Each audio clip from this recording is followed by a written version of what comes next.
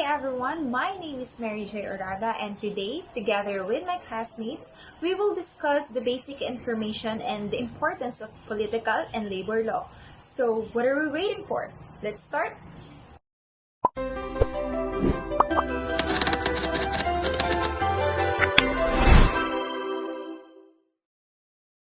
Hello, magandang buhay mga katurismo! So what is political law? Political law are applied primarily to the government officials, candidates, advocacy groups, lobbyists, businesses, non-profit organizations, and trade unions.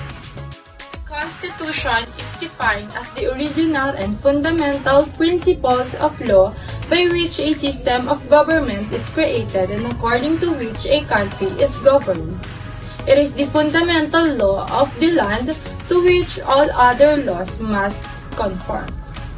It is a written instrument by which of the fundamental powers of the government are established, limited, and defined, and by which those powers are distributed among several departments for their safe and useful exercise for the benefits of the body politics. Article 3, Bill of Rights, and Article 7, National Economy and Patrimony are some of the constitutional provisions related to the tourism which may be given preferential attention. In 1950, it started as a private initiative to promote the Philippines as a major travel destination. The Philippine Tourist and Travel Association was organized. In 1972, a Philippine Tourism Commission was created under the Unified Trade and Tourism Department to oversee the growth of the tourism industry as a source of economic benefit for the country. During 1973, President Ferdinand Marcos created a new cabinet-level Department of Tourism by splitting the Department of Trade and Tourism into two separate departments, including in the new Department of Tourism, the agency Philippine Tourism Authority and the Philippine Convention Bureau were created. In 1986, under Executive Order numbers 120 and 128, signed by President Corazon Aquino, the Department of Tourism was reorganized, and the Convention Bureau was renamed the Philippine Convention and Visitors Corporation, and the Intramuros Administration was attached. In 1998, the Department of Tourism assumed a prominent role in the culmination of centennial celebration of the country's independence from the Spanish Empire in 1998. During 2003, the Department of Tourism initiated one of its most successful tourism promotion projects, WOW Philippines, under Secretary, now Senator, Richard J. Gordon. And during 2009, the latest improvements in the tourism industry in the country came about with the passage of Republic Act No. 9593 for the Tourism Act of 2009. We have more than 40 agencies under political law, including SSS, GSIS, DHOD, and Department of Tourism, etc. Each agency has their own operation or rule to undertake, like SSS, or Social Security System. They are the ones who encourage social fairness and offer members and their families effective protection against the risk of disability, illness, maternity, old age, death, and other circumstances, resulting in loss of income or financial burden. And Department of Tourism is the main government organization in charge of encouraging, promoting, and developing tourism as a significant socio-economic activity to produce foreign exchange and employment, and to share the advantage of tourism with both private and public sectors. About the Intramuros Administration, IA is a national government agency attached to the Department of Tourism of the Philippines. Under the Presidential Decree No. 1616, IA is responsible for the orderly restoration, and development of Intramuros as a monument to the Hispanic period of European history. The mission of IA is to protect and conserve the historical and cultural value and significance of Intramuros while advancing and guiding urban development within, and contributing to the strengthening of the Filipinos' national identity and sense of belonging and pride. IA envisioned as a model urban site of national historical and cultural heritage, sustaining people and life systems within and contributing to the national cultural and socio-economic progress. Creating the Intramuros administration for purposes of restoring and administering the development of Intramuros, major cultural landmarks should be preserved, developed, and administered for the preparation of Filipino heritage and the enhancement of our national identity. For 400 years, Intramuros has been a priceless heritage of the past for the city of Manila and a major historical landmark of the Philippines. Whereas to preserve and enhance the historical value of Intramuros, the National Historical Consciousness Program demands its restoration, development, and maintenance. And for this purpose, it is imperative that a special organization be created charged with such a vital role and responsibility. The Philippine Commission of Sports Scuba Diving, or PCSST, is mandated to promulgate programs and projects geared to the development of the country as a premier diving area in Asia, and to formulate rules, regulations, safety standards, and operating procedures to implement the development of sports scuba diving. The PCSST manages many of the country's recuperation chambers and carriers out of routine spot checks on breathing air quality from the compressor of its members. PCSST was created through Letter of Instruction 1745 and 1978. By then, President Marcos, and further strengthened by Republic Act 9593, Tourism Policy Law of 2009, so that the country may utilize the potential of its rich marine resources for aeration, building and economic progress. And the PCSSTU has then been mandated as the agency to promulgate programs to promote the Philippines as a premier diving destination in Asia. The 1987 Constitution provides an explicit provision for labor. Labor, whether local or overseas, organized or not organized, shall be given constitutional protection. The right to strike, although already a part of the right to self-organization, is specifically mentioned. The right to a living wage is expressly stated. A wage is a living wage if it is adequate to sustain a worker and his family in dignity. Philippine Labor Code is the legislation that governs employment practices and labor relations in the Philippines. President Ferdinand Marcos enacted it on Labor Day, 1974, in the exercise of his then existing legislative powers. The Philippine Labor Code is a legal document that governs all employment practices and labor relations in the country. This is to safeguard both employees and employers, ensuring that none is subjected to unfair treatment or exploitation. No employee in the Philippines is required to work more than 8 hours every day. Good day everyone, I'm Chancellor Barato Corcuera and my topic is about the selections of employees or power to hire. So, every organization has the right to have a choice when it comes to hiring for the authority to hire. It is the right of an employer to hire its own employees. Labor law do not generally authorize interference with the employer's judgment in the conduct of its business. Thus, the determination of the qualification and fitness of workers for hire are exclusive prerogatives of management.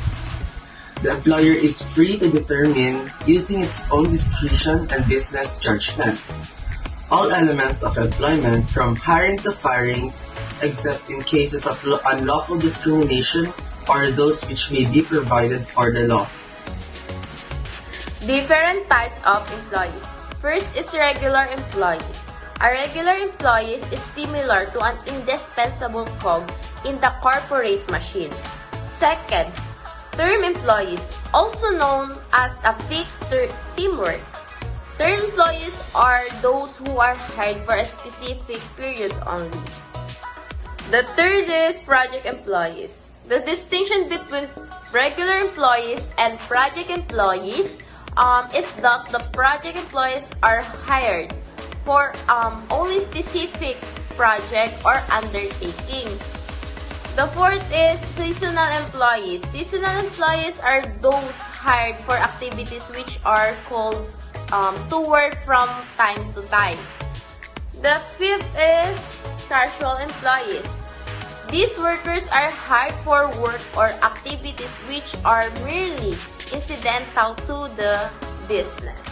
So what is the normal working hours of every employee? Article 83 of the Labor Code enunciates that the normal hours of work of any employee shall not exceed 8 hours a day. This is exclusive of the 1-hour lunch break. The Supreme Court explains the rationale of this provision. This is to safeguard the welfare of every employee and to minimize unemployment. It must be emphasized that work hours exceeding 8 hours can still be done, provided that there is an arrangement between employer and employee with corresponding overtime pay. An employee who performed work exceeding 8 hours is entitled to an additional compensation equivalent to his regular wage, plus at least 25% thereof. Meal period. An employer must give at least 1 hour of non-compensable time off for regular meals. However, an employer is allowed to give employees of a meal break of not less than 1 hour in certain cases. In any case of these cases, the short meal period must be considered as compensable hours worked and must not in any case be less than 20 minutes.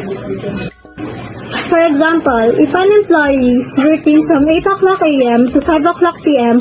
with 1 hour break from 12 noon to 1 p.m., the total compensable of the employee is 8 hours. From 8 o'clock a.m. to 12 o'clock p.m. and 1 o'clock p.m. to 5 o'clock p.m. The period from 12 o'clock p.m. to 1 o'clock p.m. is non-compensable. For shorter breaks, the employer may give the employees a meal period of not less than 20 minutes. Usually, employees give compensable 15 minutes break before lunch and another 15 minutes break before the shift ends. Night shift differential. Every employee shall be paid for a night shift differential of not less than 10% of his regular wage of each hour of work and performed between 10 o'clock p.m. to 6 o'clock a.m. In addition to that, some companies need mandatory OT for their employees, especially when the establishment lacks people. The purpose of a night shift differential pay is that the law recognizes possible effects of one's health when working during night shift. Thus, the night shift differential pay is primarily to aid and help the employees with any medical-related costs and expenses for doing such work during graveyard shift. Now, let's talk about overtime work. Work may be performed beyond 8 hours a day provided that the employee is paid for the overtime work, an additional compensation equivalent to his regular wage plus at least 25% thereof. So, work performed beyond 8 hours on a holiday or rest day shall be paid an additional compensation equivalent to the rate of the first 8 hours on a holiday or rest day plus at least 30%. Next is undertime. Undertime work on any particular day shall not be offset by overtime work on any other day. Permission given to the employee to go on leave on some other day of the week shall not exempt the employer from paying that additional compensation required in this. Next is rest day. Employers may mandate that their staff members work 6 days a week. Except for exempt workers, all employees are entitled to a rest break without pay, lasting at least 24 hours for every stretch of 6 consecutive regular working days. The employer must provide remuneration for work performed on rest days, sometimes referred to as rest day overtime in an amount that is equal to the appropriate wage rate plus 30% of that amount. So if the rest day is also a normal holiday, which is a double pay, a special day, which is the 30%, or if the work is done between 10 p.m. and dawn, the rate for work on a rest day will change, and 6 a.m. of the day after. So hi there, my name is Pia. I'm here to discuss about the basic employee rights and security of tenure. So the basic rights of employee is that we Filipinos can be benefit more from their job prospects if they carefully follow regulations regarding work conditions. Find out about legal options and make sure your employer is complying with the law. And equal employment opportunities for all states have a responsibility to protect workers' rights. Promote full employment, ensure equal opportunities for all, regardless of their gender, ethnicity, or religion, and regulate industrial relations. Next is the security of tenure. The security of tenure shall be provided to every employee.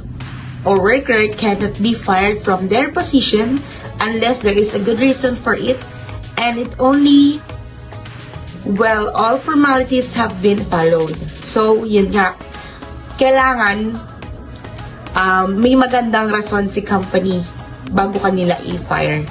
Kasi pag tenured ka na, hindi ka nila pwedeng basta-basta i-fire without due process. So, yeah. So, it is necessary to establish workplace welfare amenities including seats, private rooms, baths, and dressing room. Discrimination is not permitted in employment. Equal pay for equal work, promotions, educational chances, or financial aid. According to the Article 282 of Labor Code, an employer can terminate an employee for just causes, which could be any of the following. Number 1. Serious misconduct or willful disobedience by the employee of the lawful orders of his employer or representative in connection with his work. Number 2. Gross and habitual neglect by the employee of his duties. Number 3. Fraud or willful breach by the employee of the trust reposed in him by his employer or duly authorized representatives. Number 4. Commission of a crime or offense by the employee against the person of his employer or any immediate member of his family or his duly authorized representatives and other similar causes. The rules classifies that an employee may also be terminated from employment based on reasonable and lawful grounds specified in company policies or based on grounds provided for under collective bargaining agreements or CBAs. Further, all issues of termination based on just and authorized causes will be subject to mandatory conciliation or mediation and request for assistance before the single entry approach desk officers or the CDOs at the regional, provincial, or field offices of DOLE and its attached agencies.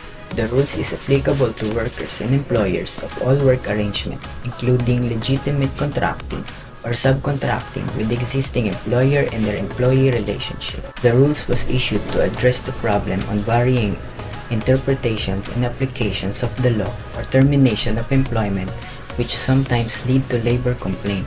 It is issued consistent with the objective of the Philippine Labor and Employment Plan towards strengthening compliance with constitutionally protected rights of workers, including the right to security of tenure. Hi everyone, my name is Villanueva and I am from TM6C. The Labor Law and Tourism Management focusing on payment of salary and wages plus maternity leave. In tourism and hospitality industry, the payment of salary and wages should be twice a month with a 15 days interval between the two dates. Usually, salary and wages are given at the 50th day and the 30th day of the month. In labor law, wages means having an emolument of below 570 pesos per day rate in Manila. Salary means receiving a paid work above the minimum, receiving 571 pesos and above. Maternity leaves are for the female workers in the job industry. This is applicable to all the mothers who will give birth to their newborn baby, few months before and after their due date. Maternity leave consists of 100 days leave that will be given to the mothers to take care of their newborn babies. SSS and its purpose. The Social Security System, also known as SS, administers social security protection to workers in the private sector. Social Security provides replacement income for workers in times of death, disability, sickness, maternity, and old age. Social Security is a program by the federal government. The program works by using taxes paid into a trust fund to provide benefits to people who are eligible. You will need a Social Security number when you apply for a job. Here are the summary of SSS benefits. Sickness. A daily cash allowance paid for the number of days a member is unavailable to work due to sickness or injury. Next one is maternity. A daily cash allowance granted to a female member who is unavailable to work due to childbirth or miscarriage. Next one is disability. A cash benefit granted either as a monthly pension or a lump sum amount to a member who becomes permanently disabled. Next is retirement. A cash benefit granted either as a monthly pension or a lump sum amount to a member who can no longer work due to old age. Next one is death. A cash benefit granted either as a monthly pension or a lump sum amount to the beneficiary of deceased members. Next is funeral.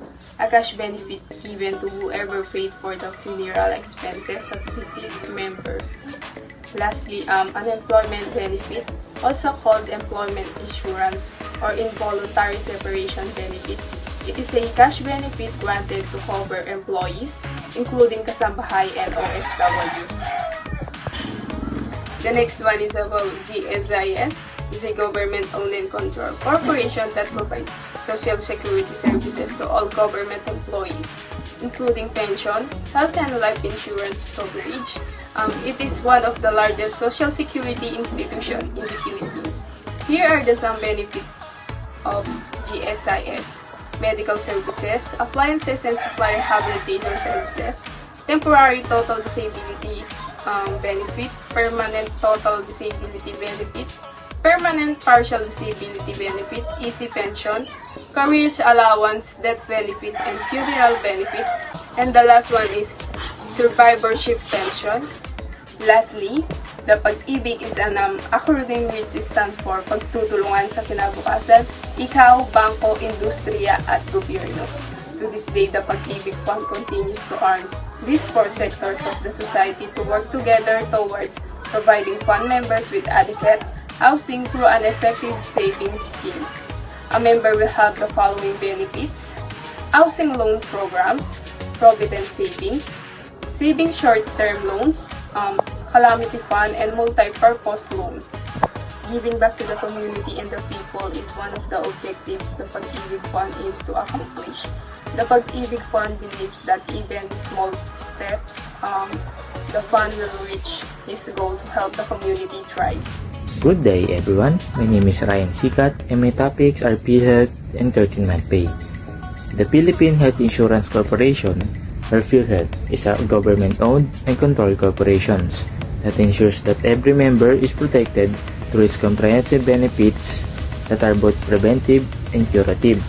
It was established to provide health insurance coverage and ensure affordable, available, acceptable, and accessible healthcare services for all citizens of the Philippines. What is 13-month pay? It is simply an additional compensation given to the employees. It is a form of monetary benefit equivalent to the monthly basic compensation received by an employee, computed pro rata according to the numbers of months within the year that the employee has rendered service to the employer. And that that's it, guys. I hope each and every one of you learned from us, because knowing our rights means that each individual should be treated with respect, dignity, and equality. Again, my name is Mary Joy, and thank you for watching. Bye!